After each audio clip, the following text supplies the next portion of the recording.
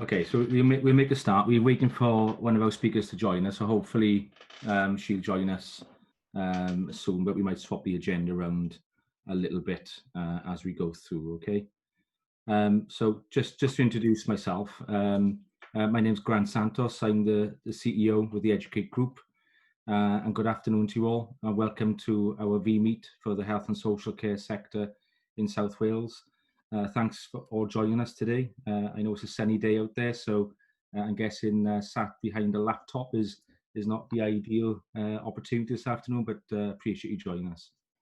The purpose of the session today is to bring our colleagues together across the health and social care settings in order to share information with you around key topics such as the Always induction framework and the new level 4, level 5 qualifications.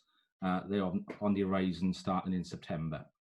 So we're pleased to be joined by specialists on today's call today, and they can provide necessary information on these key issues and hopefully answer any questions that we may have as well. So we hope you find the event informative and most definitely encourage everyone to ask any questions and actively participate in the session today. So a few bits of the old Zoom housekeeping and etiquette. Before we start, if everyone can mute the microphones, please. If you'd like to ask a question, if you can put your hand up on Zoom, or basically you can use the chat function, which is also available as well. So we'll use that for questions, and hopefully I'll get those questions. We can ask them during the session. And just to you know as well, the session will be recorded and posted on social media. So if anyone has any issues with that, if you could let us know.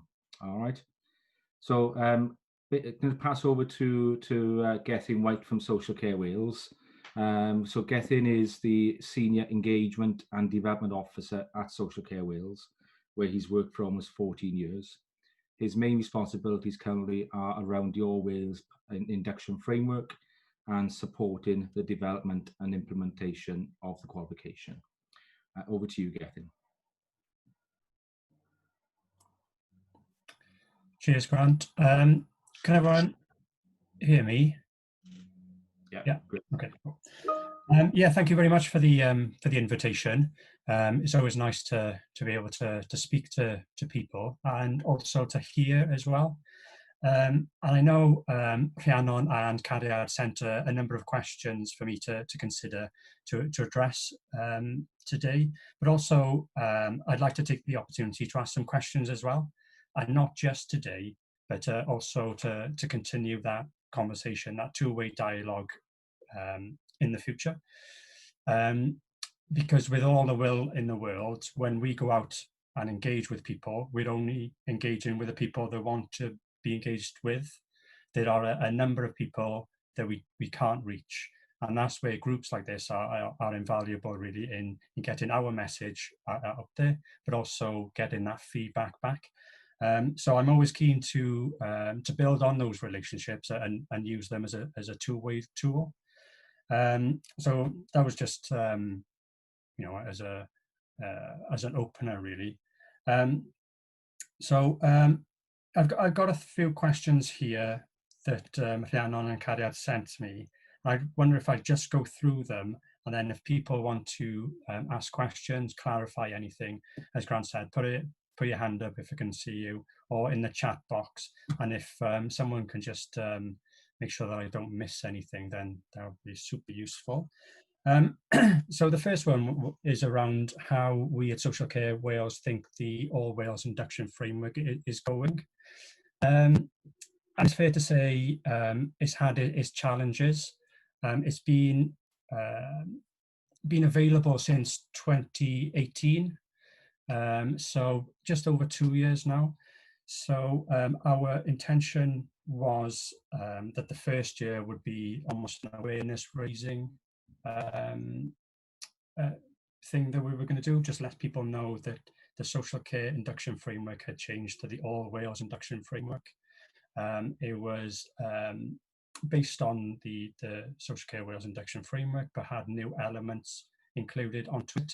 So it was to let people know that it was available, let people know about its status within the regulations, and to just to try and begin to support people to complete it. The second year then, 2019, was more around the implementation and the support. So we held a number of workshops, mainly for employers, but also we went to meetings like these and regional meetings to try and get people aware of the induction framework and to help support its implementation. Again, we tried to use it as a two-way tool where we provided information about what the induction framework is, who it's for, why people should complete it, but also to hear feedback, both positive and some of the challenges the employers faced whilst completing the induction framework. This year, 2020, was, or we had plans that we were going to try and support the sector or support people within the sector to support others. So that was going to be our main drive, really, through things like networks, and to equip people to spread the word. But that took a back step. We were to get our business plan approved by the end of March. Our business plan was only approved last Friday. So we've had to take a little bit of a different approach to it. We've had an All Wales Induction Framework Advisory Group that has been supporting Social Care Wales over a number of years. It's a group that has evolved from an advisory group, from a task and finish group to an advisory group, again to give that two-way feedback from Social Care Wales to the sector and vice versa. It's made up of employers, learning providers, FE colleges, CIW, training managers and training officers. So we're just about to go, or probably at the end of the summer holidays, just to go to that group with a proposal about how we can support the sector over the next 6 months or so. And one of those ideas is to set up an online network, I guess similar to this, where people can share ideas, can pose tricky situations, and to see if anybody has come up with a solution to those. They've proved fairly popular in the past, where peer review has been a key element. So we're keen to support that, but at the moment it's just a proposal, and we're open to other ideas about how we can support that. I think over the last 2.5 years, there have been a number of challenges, and I guess they can be categorized into things such as the amount of time it takes to complete the All Wales Induction Framework. Linked to that is its size, and also the confidence of managers in supporting workers through the induction. So a lot of our work has been around that particular one. We can't do much around the size. It was agreed a couple of years ago. That said, we're still open to feedback in how we can make it easier or smoother. But I guess up to now, no one's come with that magic bullet. So we have to find other ways of supporting the sector to get around it. And one of those has been around the confidence of managers to support learners and workers through the All Wales Induction Framework. So that's going to be our focus in 2020 over the next 6 months or so. We also want to highlight, and I guess people have had the opportunity now, or some learners have had the opportunity to go through induction and onto the Level 2 core qualification in health and social care. So we wanted to highlight that particular journey from employment through induction to qualification, and to, if there are clear links, to highlight those clear links and the benefit of having a robust, good induction process in supporting learners and workers to complete the level 2 core qualification and the level 2 or level 3 practice qualification. So I guess that's one of the key questions that I have for people, is that relationship between both, whether it helps, whether it clearly helps, whether people think it doesn't make any difference, or whether there's something else we need to consider to highlight the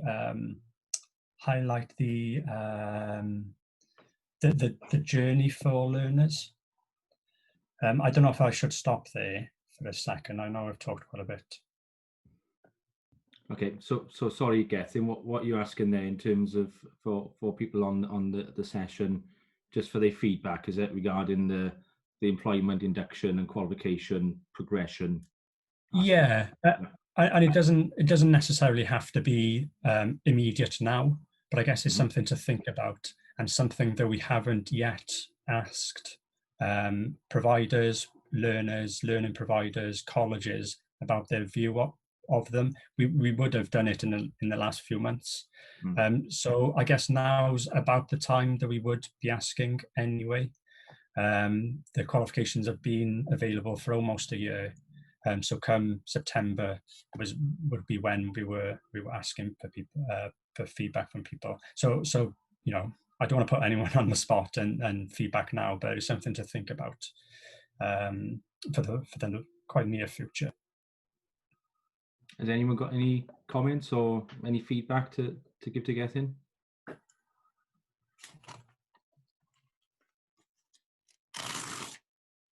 No, we're quiet. Okay, maybe that's something we can collate, Gethin, and maybe send to you by talking to customers and employers from the sector, and pull that together and send some feedback to you. I guess the challenge, people's focus over the last 3, 4, 5 months has been COVID very much, isn't it? And I think that's where the focus and attention of the sector has very much been. So how has that impacted the Always induction framework delivery? Has there been an impact on that?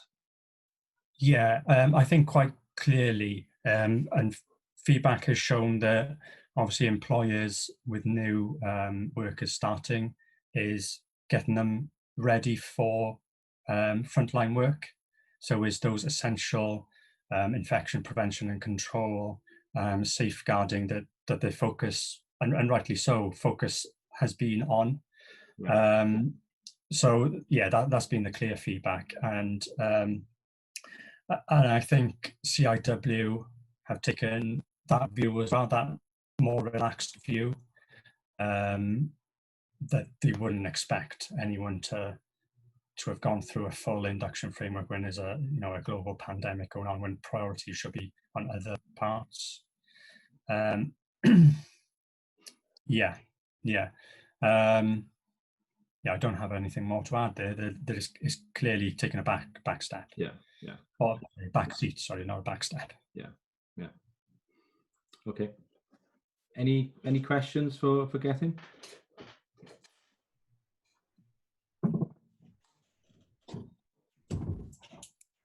No? All quiet? Okay. Is everyone looking out the window? Oh. Hello. There we are. Hi, Gethin. Hiya.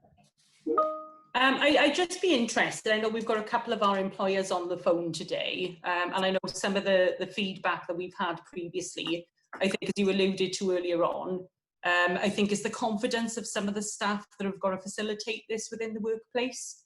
I'm wondering if any of our employers or any of our trainer coaches on the line today would be willing to give some feedback on that. Just as a second try. Hi Rhiannon, it's Andrea from Elysium Healthcare. Hello Andrea, nice to see you. Yeah, you too. It's been a while. I know we've got a few learners on programme with you at the moment, so I'm guessing that the Always Induction framework was done with you at the start of the programme, because we weren't running it independently as an organisation at that point. What we have done though now during this time actually is taken the opportunity to upload it to our learning management system at Elysium Healthcare, and we're ready to pilot it now with a couple of people. We've only got a couple of residential settings, so we're going to pilot it with a couple of people in Wales. But what we're going to do as well, we put together a mini training programme, a little assessor programme if you like, and we're going to ask for nominations from sites for people to come on that training, so we can show them what they need to do when assessing the competencies and the knowledge.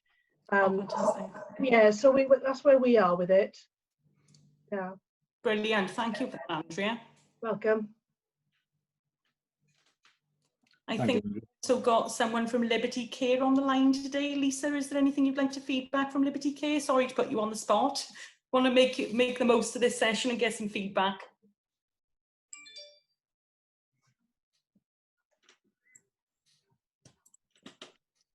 Not quiet. Okay. There's some feedback anyway from Andrea Gethin. Yeah, thank you very much. Hi Gethin, it's Rian here from Cwmtar. Hiya. Hiya. Obviously we were slightly different as a health board. Recruited, I think, just short of 400 healthcare support workers to help align some of the pressure with COVID. We were running, I think it was either 2 or 4 sessions weekly with the healthcare staff. They were bank staff going through a full induction, and then they're going to be invited back at the end of August then to start their induction modules with yourself. So hopefully you know, there will be vacancies there available for them then to progress on to their qualification after they've done the induction. Cool. That was quite positive. Yeah, very positive. Yeah, excellent. Lovely, thank you, Rian. Okay, thank you all for contributing to that, and thank you, Gethin, for coming today and providing some feedback. I'm pleased that Susie's just joined us from City Guilds, so I'll make the introductions. So as many of you know, the new level 4, level 5 qualifications agreed to be launched on the 1st of September this year, and I'm pleased to introduce Susie Gray, who's a technical advisor at City Guilds. Susie's an occupational expert at City Guilds and has worked for the organisation for over 20 years, initially as a quality consultant and EQA, and then in different iterations of her current role, including leadership. She's been working hard and supporting customers and stakeholders and gatekeepers in Wales for 10 years, and was involved in the design and the development of the new suite of qualifications, particularly those relating to induction and competency. So I'll pass you over to Susie. Thanks for joining us, Susie. Appreciate that. You're very welcome, Grant, and thank you all for inviting me to speak with you today. I'm just going to share my screen. Hopefully this works. Can you all hear me okay? Yeah, all good. That's great. Thank you very much. Okay, let me see. Which one is it? This one here.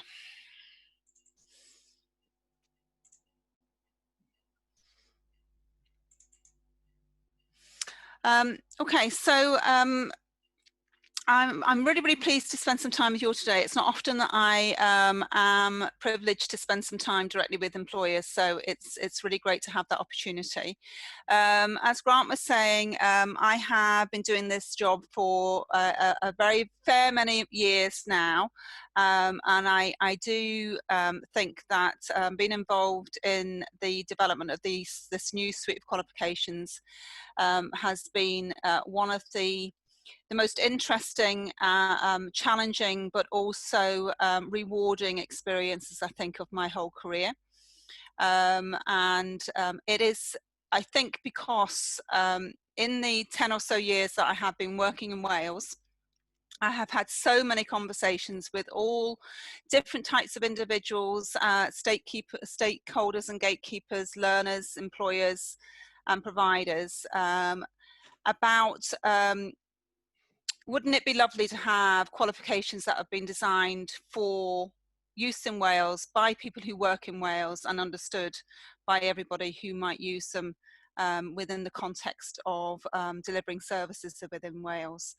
And to have the opportunity to realise that vision has been an enormous privilege for me, both personally and professionally. And whilst the new suite of qualifications is still in its infancy in terms of being rolled out to the sector for delivery, I think that actually on balance, we have got a suite of qualifications here that is very fit for practice, and is revolutionary in its in their design and their aspiration, and it is just so unfortunate that we have at the very early stages of the rollout of this suite of qualifications been impacted in the way that we have by COVID-19, but we are continuing to work together to try and ensure that learners and employers can continue to engage with the qualifications themselves and their assessments, and we are constantly trying to ensure that we are listening to the challenges that are being faced out there, and to try to be flexible in approach to assessment. So as Grant has said, my name's Susie Gray. I'm what City Guilds calls a technical advisor, which just means that I am a resident occupational expert within the organisation. And in that role, then I am very closely aligned to the industry, and work very collaboratively with the likes of Gethin, who's with us. Hi, Gethin. And colleagues in Qualifications Wales, lots more colleagues in Social Care Wales, and Health Education Improvement Wales. And we do a lot of talk, I think, in this sector about working collaboratively, working and delivering co-productive services and all those sorts of lovely buzzwords that we like to throw around the place. But I think that for those of us that have been very close in the development of these qualifications, it has been actually an exercise in practicing what we preach. And I certainly have learned a lot. And I think that most people that have been involved in this exercise would say the same.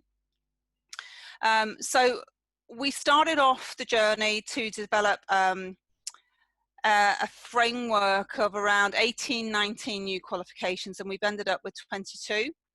And we could go on forever, really, but we are drawing the line under the project with this suite of qualifications, as you can see on the screen now. So you would, oops, what's happened there? Have I lost the signal? No, you're fine. Oh, there we go, just dropped out for a middle. Okay, so you probably have seen this infograph before, and you'll see there now that at level 4, level 5, there is quite a number of new qualifications. The level 2, level 3 qualifications all went live predominantly on September 2019, so last September. So they're still in their early stages, their infancy of centres getting used to delivering them, and learners becoming accustomed to the new assessment approaches. September 2020, we are going to see the launch of the new range of level 4, level 5 qualifications. And you can see that there is a number of different types of qualifications there.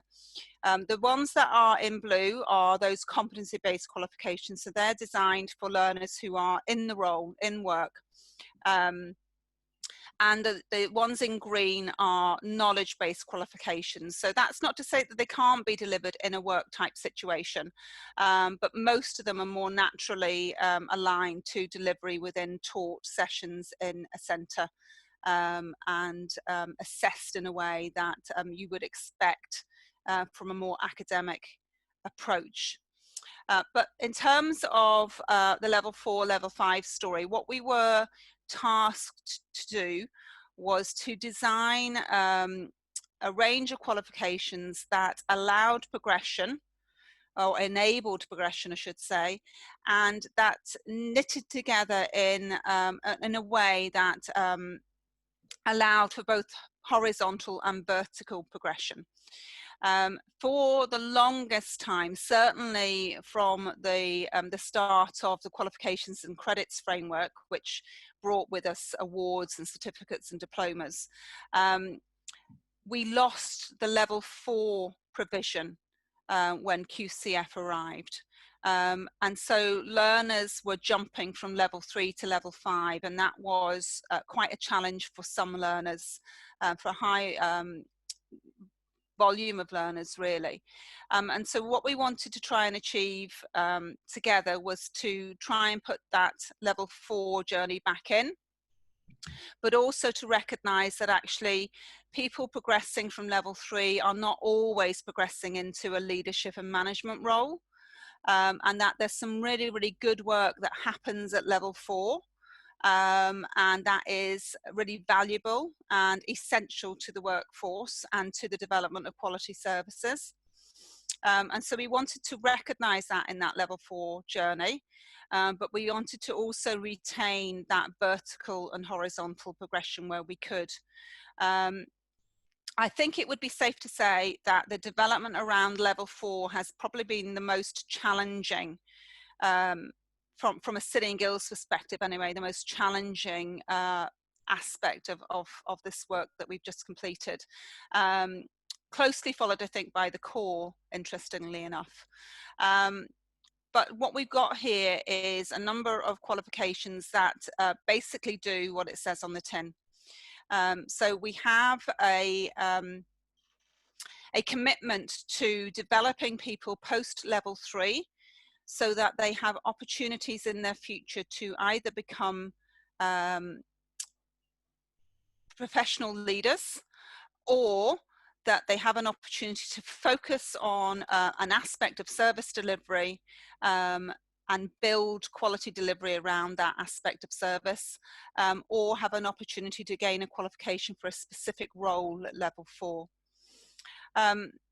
We were also influenced quite heavily by the findings of Estyn and Qualifications Wales when they undertook a review at level 5 and Qualifications Wales undertook a sector review, that there was some substantial concern about confidence around knowledge and understanding of core concepts of leadership and practice at level 4-5. And so there are qualifications here that are about preparing for leadership, and they are knowledge-based qualifications at level 4.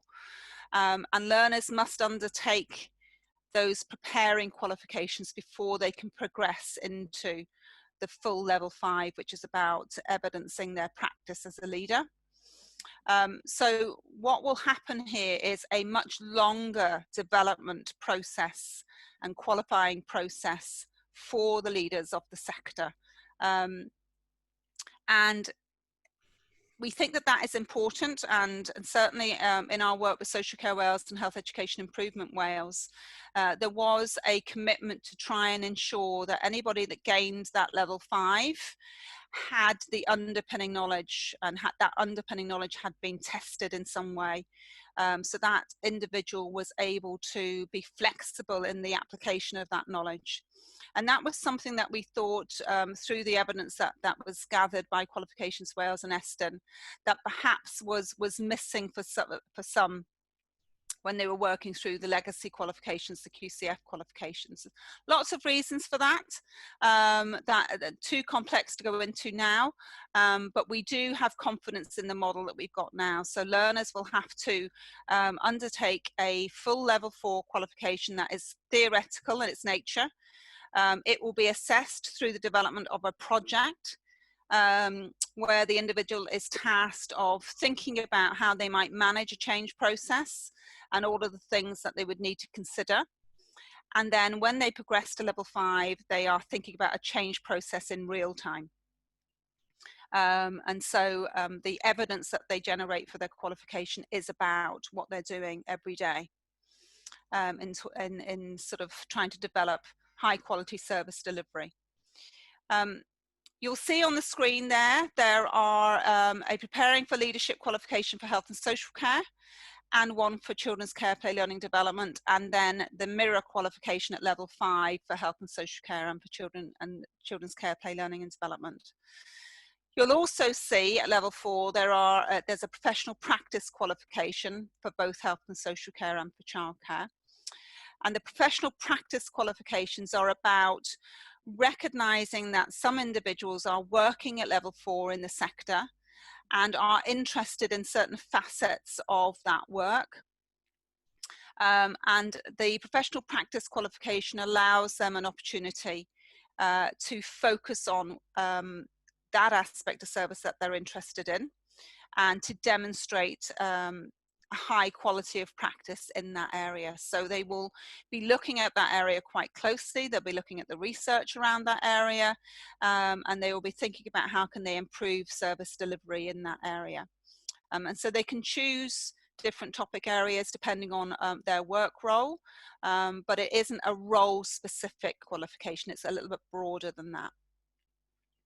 Where you do have some role specific qualifications at level 4 are within health and social care, and they are the level 4 social services practitioner qualification, the level 4 independence advocacy qualification, and the level 4 adult placement shared lives qualification. So those 3 role specific qualifications are exclusive to the health and social care side of the sector. There aren't similar qualifications at level 4 for childcare. You've only got the professional practice qualification at childcare. So can I just come in a second? Of course. Rian Lewis has got her hand raised. I'm not sure it's from the previous question or a new question, Rian. No? Are you there, Rian? I am. Sorry about that. I didn't realise it was raised. Well, that's all right. No problem. Then. No problem. I was clicking the screen like mad. Sorry. That's all right. Okay. I know it's been raised for a while, and I was going to wait for Susie to finish, but that's fine. No problem.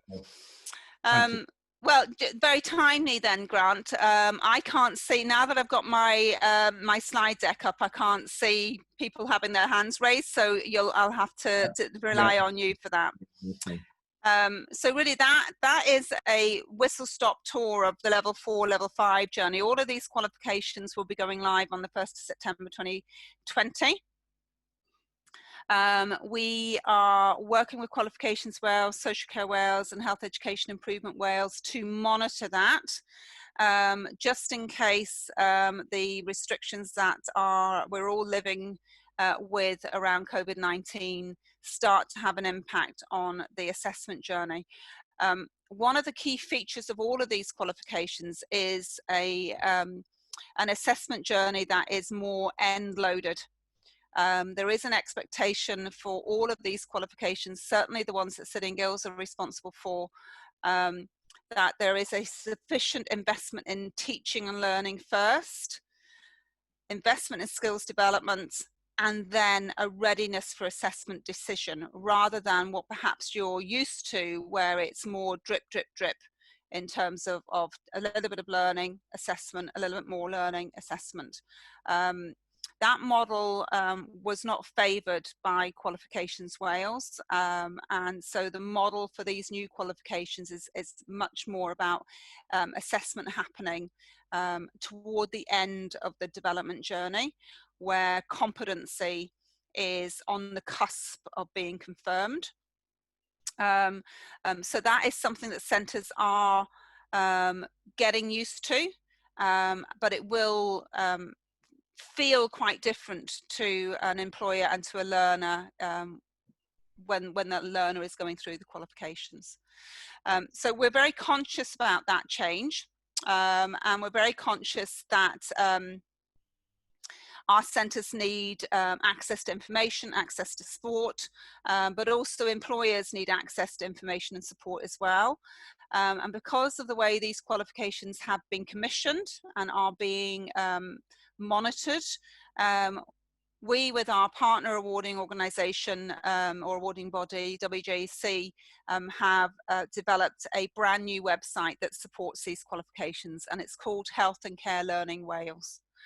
And so if you were to go on Health and Care Learning Wales, you get onto the landing page, if you were to scroll down to the bottom of that landing page, you will see a tile for employers, and there's information there that would be of use to employers.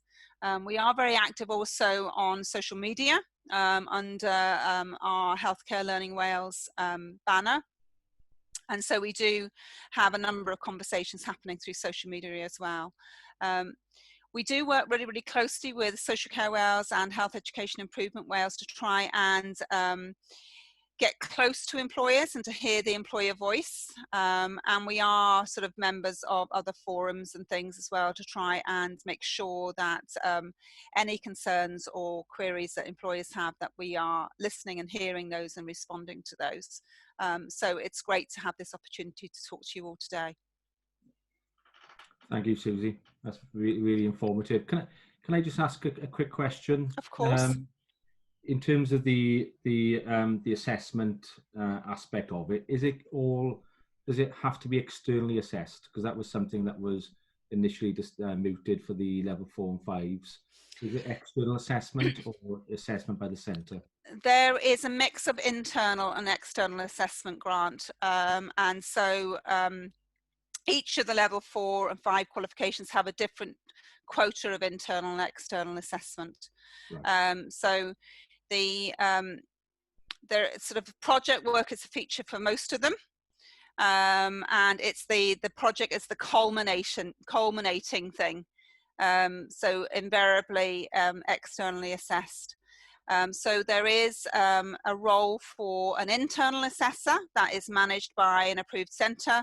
And then we, the awarding body, will recruit external assessors, and those external assessors will look at the evidence that is externally assessed, and it's the external assessor that will have make the final judgment on competency, where competency needs to be measured. So generally speaking, internal and external assessment, but sort of configured in slightly different ways depending on the qualification. Okay, so can I, any questions from people on the call?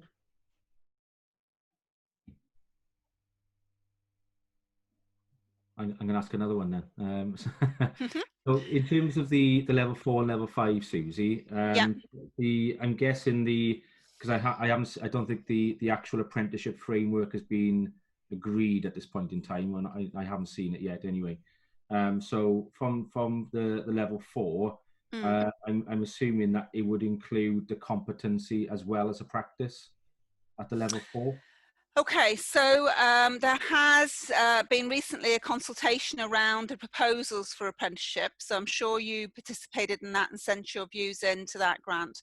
Yeah. So as far as I'm aware,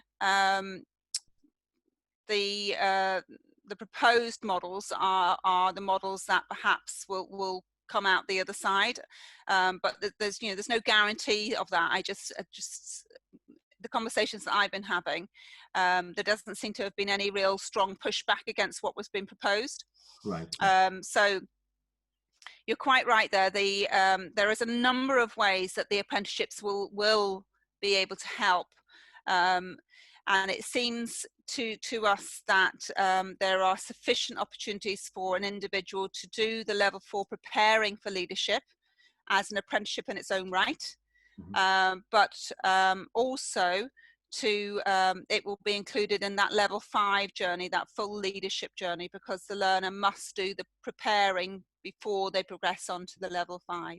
Yeah. Now there is a slight difference between the childcare level 4 and the level 4-5 progression and the health and social care level 4-5 progression. Insofar as in health and social care, there is a recognition for the stepping up to management qualification as an acceptable precursor into the level 5. So there is an accepted equivalency in health and social care, but there isn't an accepted equivalency yet for childcare. Okay. Thank you. Any other questions, guys? We got Susie here now, so let's see if we can any questions for employers or any of the Educ8 staff. No, you seem to be getting away with that, Susie. That's great. Hopefully that means that I have explained Good it job. well, Yeah. or perhaps people like me are listeners, and then it's only when you put the phone down that 50 questions come into your head. Just before I leave you all then, I think it's important to note that the whole point of the level 4 and level 5 qualifications is about looking at sustainability of services and building professional expertise. So there is some work happening with the universities at the moment to see how those level 4, level 5, and in some instances the level 3 qualifications are accepted in terms of progression routes, or perhaps are accepted as, you know, part of the first year of a university career. So all of those conversations are ongoing. We have had interest from quite a number of centres now to gain approval for the level 4 and level 5 qualifications right across the suite. There is one qualification, however, that I do need to flag to you all in the context of it's quite unique, and that's the Social Services Practitioner qualification. And it's unique because you have to be a qualified social worker to be an assessor. And so we are currently working with Social Care Wales and local authorities across Wales to see how we can work together to ensure that we have the right types of assessors for that qualification. And also we're doing a piece of work to try and get an all Wales approach. So we've established, or in the process of establishing, some regional hubs of employers working together in the local authorities, and then we have just had our first meeting, more or less, of the national steering group, and there is a sort of another emerging structure for independent advocacy as well. And so what we hope then by doing that is that there is a natural standardization agenda within that group. And we would be actively encouraging any approved centres for social services practitioners to participate in that conversation and to join that group. Okay, lovely. Okay. Are we able to have copies of the slides, Susie, that we can send out? I can send you the slides, yes. I'm not sure how much use there'd be, but I can absolutely send them to you, no problem at all. That'd be lovely. And we'll send those out. So, yeah, thank you very much, Susie. Really informative, and appreciate you coming on the call today and giving us My pleasure, Grant. Thanks for that. Okay, guys, have a lovely rest of meeting. Take care. Thanks a lot now. Bye-bye. So I'm going to move on now to our quality manager, Emma Kitchen. Emma's oversees the quality cycle and the quality processes systems across the Educ8 group and across all our Welsh Government provision. So over to you, Emma. And time, we're okay for time at the moment, Emma, so you've got about 5 minutes or so. Lovely. Thanks, Grant. Okay, Pnawn da, good afternoon, everyone. It's been a busy few months, and I'm sure you can all relate to that. During these unprecedented times, educators successfully continue to provide remote teaching and learning to all our learners during lockdown. More importantly, we have provided pastoral care, supporting learners' well-being during these strange times for them. Lockdown has highlighted some issues relating not to being able to conduct learner testing and observation. This is due to the need for these to be carried out face-to-face, understandably so, for safeguarding and health and safety reasons. Therefore, Educ8 has worked closely with City Guilds and Qualifications Wales to push for change and adaptations to assessment to support learner progression moving forward. And we will continue to actively work with these key stakeholders to be able to influence future qualification adaptations and development. We have recently, just today, received some update on the core qualifications, which form part of the level 2 and level 3 apprenticeship routes. For the core, there will be a relaxation in the 2-week window for learner revision in the case study assessments, and learners need only now complete one case study and the multiple choice assessment to achieve the core qualification. This runs up until the end of November. This is subject as well as to teaching and learning completed across the full content of the qualification and subject to successful remote external verification sample. So your trainer coach will be able to provide further guidance relating to this once we've fully reviewed and disseminated this update. We are now preparing for recommencement of testing and visiting learners in the workplace where feasible, with all necessary health and safety checks made to support our learners progressing with their qualifications. Also, we are planning and developing new curriculum and delivery models for the new level 4 and 5 qualifications, which Susie Gray just gave you an overview of, which these qualifications provide exciting progression opportunities for learners who aspire to be in a more senior management role. We are pleased to announce some really good feedback and some good experiences we've experienced over the last few months. We are increasingly impressed with how sector has continued to support CPD developments, engage with us and progress with their qualifications. Our assessment team have been working flexible hours to support the learners' individual needs. This includes evenings and weekends to provide much needed support and teaching opportunities. We've also seen a very increased use of our Moodle and digital resources, which were created historically, but have allowed us to continue with delivery in these unprecedented times. Learners have had full access to digitally interactive teaching and learning resources, which have supported remote and independent learning. We have seen most learners access these to support their knowledge and understanding and progress with their qualifications. I hope this has given you a little update of where we are with delivery of our qualifications. Diolch and thank you. Thank you, Emma. Just to add to what Emma just said there, I think we're very cognizant of the challenges out there, and particularly in the social care and the health sector, and obviously working with employers and in communication with employers as to when it would be feasible for us to visit, and if it's feasible at the moment.